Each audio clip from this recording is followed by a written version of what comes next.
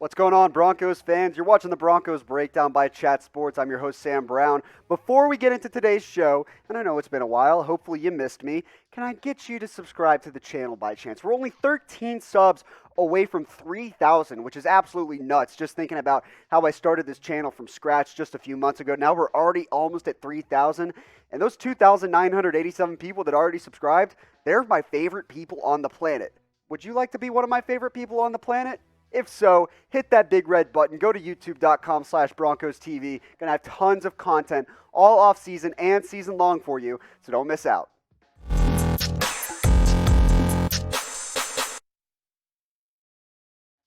You're watching the Broncos Breakdown by Chat Sports, and I'm your host, Sam Brown. On today's show, we've got Denver Broncos Breakout Candidates. I'm going to start on the offensive side of the ball. 3 names for you. Producer Perry said we'll go ahead and start with the obvious name on the list, so why not? Jerry Jeudy, a clear breakout candidate for the Broncos this season, really showed some flashes for Denver in his rookie season. Now, he's going to have to reduce the drops. I'm sure you guys know that. Second in the NFL, behind only Deontay Johnson of the Steelers. But he should have more chances to make an impact with Sutton back. And what I mean by that is Sutton drawing a lot of attention on his side of the field, only going to create more one-on-one matchups for Jerry Jeudy. I think Sutton and Jeudy have top 5 potential as a duo in the NFL. Sutton's already showed he can emerge as a wide receiver 1 in this league, did that before last season, before obviously the injuries kind of threw a wrench into his plans. But Jerry Jeudy, potentially an up-and-coming receiver, already had a great first season from a rookie's perspective. 856 yards, over 16 yards a catch. That number slightly inflated by the 90-plus yard touchdown in the last week of the season. 3 touchdowns with average quarterback play. Man, that's not bad for a rookie. I'll give it to him. And now, as you look at the Broncos wide receiver depth chart moving forward, Tim Patrick back signed his second-round tender just last week. We've got a solid first 4 with Sutton, Jeudy, Patrick, and Hamler. But man, I think Jerry Jeudy, if he gets in the right opportunity here, with Sutton drawing certain matchups, leaving Jeudy to arguably the team's second-best cornerback, we'll say, with their top cornerback covering Cortland Sutton, I think you're going to see him shine in some after-the-yard situation, after-the-catch situation. That's really where he thrived in his rookie year, making plays after the ball was in his hands. Showed off some of that route running, not going to lie. But there were times the ball just went right through the hands. You know, it's tough, but it's mental. You got to have those strong hands, and so I'm sure he's been working all offseason to do that. So Jerry Jeudy, an easy name to put on my breakouts list for the Denver Broncos. Who is your breakout player for the Broncos on offense? I want to hear it in the comments section down below. Get your votes in. Maybe it's Jerry Jeudy. Maybe it's the next 2 names I'm about to name coming up here. But I want to know what you guys think. I'll come back through, scroll through the comments, see what you guys are thinking when it comes to breakout players for the Broncos on the offensive side of the ball. My other breakout player, skill position-wise, Noah Fant. And it maybe is a little, some Broncos fans might say I'm cheating a little bit here. I don't think that Noah Fant has fully broken out yet. He's had 2 strong seasons in the NFL, but really hasn't emerged as that top-tier tight end option that the Broncos were banking on when they drafted him in the first round just a few years ago. Now, after this offseason, his 4th-year option, the Broncos are going to have to make a decision there, and that's going to be a big one. I think this season will tell you a lot about what the Broncos plan to do, and he's their clear-cut number 1 tight end. He has been since he got there. Albert O, I think, is going to emerge a little bit in terms of his production in his second season, but obviously not going to surpass Noah Fant. Eric Saubert, the recent free agent signing, could potentially get some catches here and there, probably used more as a blocking tight end, but in terms of the catches from the tight end production, it's going to have to come from Noah Fant, who had a strong rookie season in 2019, 562 yards, 3 touchdowns, 14 yards a catch, very, very efficient, was efficient in space. Now, saw that usage kind of steep up a little bit in 2020 with 62 catches on over 90 targets, though, which is slightly concerning. Over his third of his targets wound up not being receptions, but 670 yards, 11 yards per catch, and 3 touchdowns. That's a borderline top-tier tight end stat line in today's game, you know, with guys like Travis Kelce and George Kittle, excuse me. The name was slipping me. Guys like Travis Kelce, George Kittle, Mark Andrews, Waller, they're putting up 1,000-yard seasons.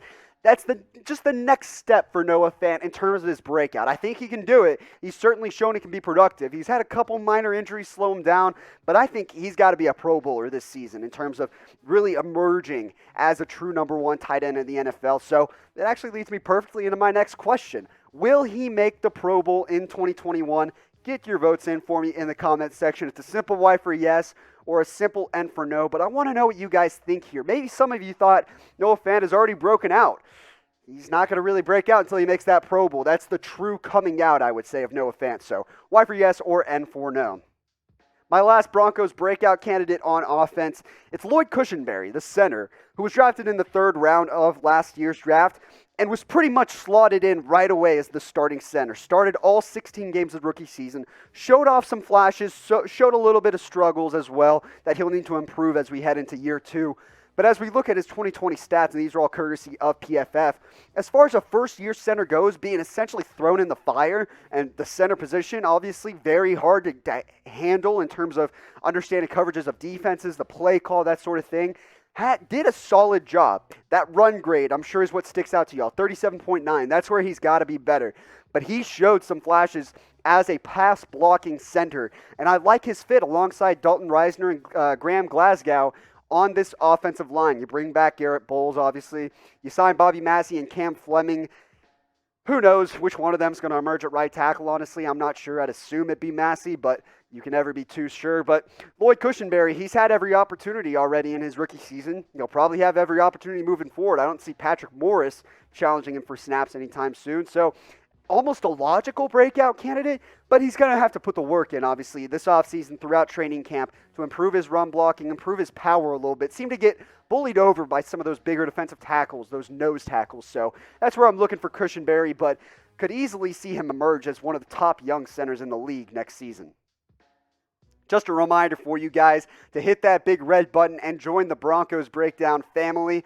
We're going to be covering the Denver Broncos all offseason, all season, all year long, whether it's myself, Tom, Mitch. I haven't been able to get in front of the camera as much, but I miss you guys. I hope you've missed me too. If you want me to get more videos, maybe get in front of the camera more, a way to do that, go ahead and subscribe. Help us get to 3,000, like I said, and thank you already to the nearly 3,000 who have already subscribed. All right, I talked about 3 offensive players that could break out for the Denver Broncos this season. Now we're going to shift over to the defensive side of the ball. I got a couple names in terms of the pass rush, the pass front, and then one cornerback as well. Let's start with Dre'Mont Jones, the 3rd-year player out of Ohio State. Really took a big step last season. Missed 3 games, weeks 3 through 5 on injured reserve, but came back and shined. And that was around when Jarrell Casey went down too, so he needed to step up. He's going to start at defensive end now, clear cut next to Shelby Harris and Mike Purcell. And he's got the potential. He's always had the potential to emerge as a top-end starter. 2019 had already started to make an impact in just his rookie season. 3.5 sacks, an interception, 3 tackles for loss. Already starting to make his presence felt. Didn't start any games, but in 2020, that's where you start to see that production come about. Started more after he came off the injured reserve, obviously, with Jarrell Casey out. 6.5 sacks in 13 games for a second-year player, certainly not bad for a defensive end, and showed that he can penetrate the backfield. Bat passes at the line of scrimmage as well, and I think he slots right in there on this Broncos defensive line with Shelby Harris and Mike Purcell. I don't think there's any question who else would be starting there. You can rotate to Sean Williams maybe a little bit more. I like what I saw from him last season. But as of right now, your defensive end rotation is a little thin. But if Dre'Mont Jones can break out like I think he can, all of a sudden you're in a much better spot with 2 quality starters at the position. So Dre'Mont Jones, I'm expecting big things for him in his 3rd year. Guy out of Ohio State, still only 24 years old, and can certainly shine in his 3rd season, especially with a couple pieces coming back in the pass rush. I told you guys to give me a breakout candidate on offense. Now give me one on defense. Who do you got? Let me know in the comments section. It can be anybody. Starters, bench players. If you want to throw rookies in there, that's fine. I didn't throw any rookies or anything because, how do you want a rookie to break out? He hasn't really showed you what his foundation is or anything. But get your votes in the comments section. I'm curious to see what you guys have to say. A breakout player for the Broncos on defense. We're going to stick in the front 7 here. Malik Reed, the former UDFA out of Nevada, who played really well last season, filling in for Von Miller, obviously, who was out for the season. Previously said earlier in this offseason, he's aiming for double-digit sacks next season. It's a lofty goal for Malik Reed, especially with Von Miller back, Bradley Chubb as well. But I think potentially post-Von Miller, Malik Reed could become a mainstay on Denver's defense. I'm setting the bar high for Malik Reed entering this third season. He's proved everyone wrong. As a UDFA who had the odds stacked against him, he's shown that he can belong in this league. Now it's really about solidifying his status and showing that he can be a top-end starter at that outside linebacker position. We don't know what the future holds for Von Miller entering the final year of his deal. Bradley Chubb's going to be there. George Payton obviously has talked plenty of time about giving him an extension, but as of right now, Malik Reed is that next man up if Von Miller isn't on the roster in 2022, and he's shown that he could potentially fill the gaps, especially in 2020. I mean, when you quadruple your sack total from one season to the other, from your first season to the second, that's pretty damn impressive. Nearly doubled his sack total or his tackle total and tripled his tackles for loss total. I think this is a guy that could really start to shine, especially with Von Miller and Bradley Chubb back, because they're going to start drawing the attention. You rotate him in on the other side of whether it's Von Miller or whether it's Bradley Chubb, and you give him one-on-one matchups, that gives him the opportunity to feast. And who knows, maybe double-digit sacks is potentially a possibility for Malik Reed. We'll have to see, but I think Malik Reed was one of the easiest names I put here on my list of Broncos breakout candidates. I want you to look into your crystal ball for me here and look ahead to the 2021 season. Which player will lead the Denver Broncos in sacks? Get your votes in the comments section. It can be Von Miller, Bradley Chubb. Maybe it is Malik Reed. Who knows? Comes out of nowhere, leads them in sacks. I'd probably say Bradley Chubb next season. I think this is really his year to really take over. I think he'll make a Pro Bowl. I think he'll lead them in sacks. But hey, maybe you'll surprise me in the comments. Last player here. I don't know if this is cheating or not either, but Bryce Callahan, who's dealt with injuries in his first two seasons. There's no doubt about it. He hasn't been fully healthy. And he's entering the final year of that 3-year deal he signed in 2018 when he reunited with Vic Fangio. When he's been on the field, he's been a strong cornerback, and he's shown that he can be one of the best at his position. Problem is, he hasn't been on the field, and as you look at the cornerback depth chart now with Kyle Fuller on the outside alongside Ronald Darby, you're going to see Callahan play a lot more in the slot in that nickel role where he thrived with the Bears. And I'll show you those stats here in a little bit. But you give Patrick Surtain reps on the outside, you give Callahan snaps on the inside where he really thrives, can make plays on the ball and in the backfield as well. We saw that a little bit last season. 42 tackles, 5 pass breakups, 2 interceptions in 10 games, a solid season once he was healthy and had 1 fumble recovery. 2018 Bryce Callahan is peak Bryce Callahan. I think this is the guy we're kind of hoping to see in 2021. 45 tackles, all this in 13 games, by the way, 6 tackles for loss, but also had a couple sacks, also had 6 pass breakups and 2 interceptions. This is a guy that made plays all over the field with Vic Fangio in Chicago and hasn't had the full chance to do so in Denver. I think he can. I think he's got every opportunity to shine. But this is going to be his biggest chance yet to make an impact for the Broncos, and he's going to have to as he enters his final year of his contract and could become a free agent in 2022. That's going to do it for our Broncos breakout candidates. Again, get yours in the comments section.